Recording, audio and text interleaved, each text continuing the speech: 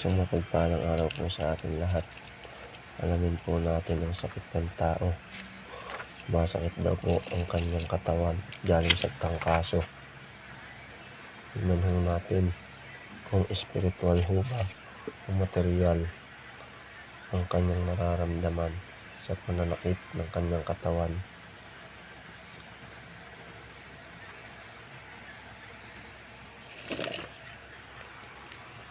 So bali ito po,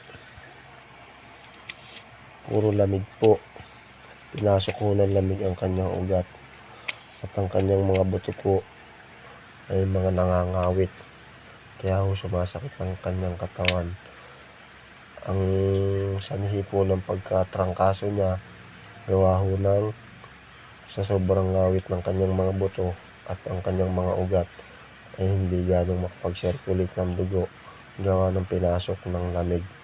So bali material lang din po itong kanyang sakit. God bless po.